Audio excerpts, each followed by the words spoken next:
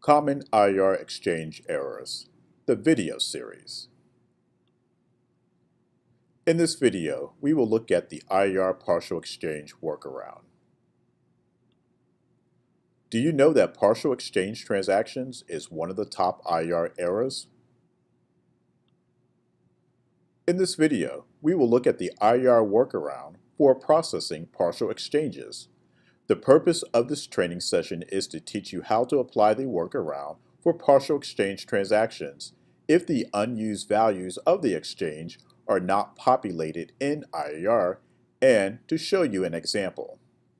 Partial exchanges is the #1 reason for exchange errors in IAR.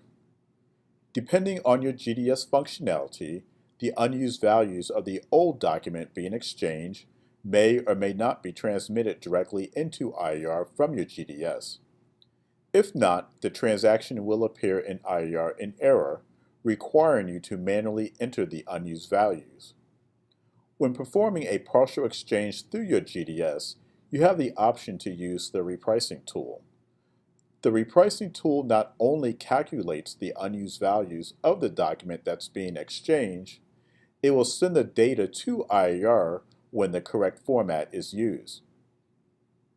When doing a partial exchange, if you are unable to use your GDS's repricing tool and are unable to obtain the unused amounts of the exchange, IAR has a workaround that can be used. There are two options. The first option looks at the total amount of the original document. When the total amount of the old document being exchanged is equal to the total amount of the original document, IAR is able to bring back the taxes from the original document. In IAR, for the old document that's being exchanged, enter the total amount of the original document in the old fare and old total field on the IAR Exchange Support screen.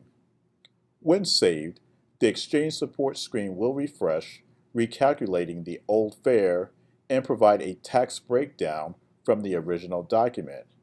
This is the original tax codes and the associated amounts. In addition, it will return the original commission if applicable. Let's take a look. I'm in IAR and I'm going to go into my partial exchange transaction that came over in error. I'll notice that the reason this transaction is in error is because the unused values of the old document did not populate in IAR. So to use the IAR partial exchange workaround, the first option, I'm going to first identify the coupon that's being exchanged. And in the old fare and old total fields, I'm going to enter the original amount of the old document.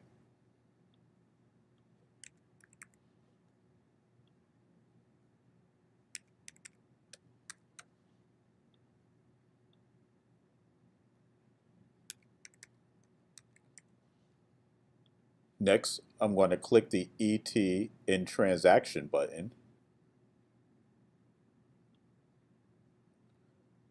The Exchange Support screen refreshes.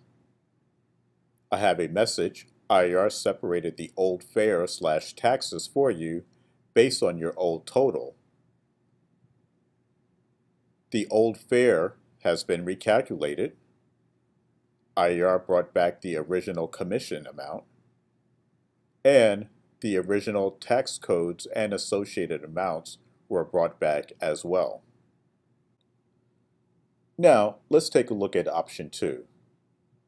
Let's say you do not remember exactly what the total was for the original document, or you just want to return the original tax codes without the amount. For the old document that's being exchanged, you can provide an amount that's less than the amount of the original document. In the IAR Exchange Support screen, enter an amount that is less than the amount of the original document that's being exchanged in the IAR Old Fare and Old Total field. When saved, the Exchange Support screen will refresh, displaying only the tax codes from the original document. A message will display prompting you to review the tax codes that are provided and to enter the associated amounts. In addition, if there is tax codes that are no longer applicable, you can remove them. Let's go into IAR and take a look. Going into the same transaction, I'm going to bring back the original tax codes for the original document. First, I'll identify the coupon that's being returned. Next, in the old fare and old total field, I will enter an amount that was less than the original document.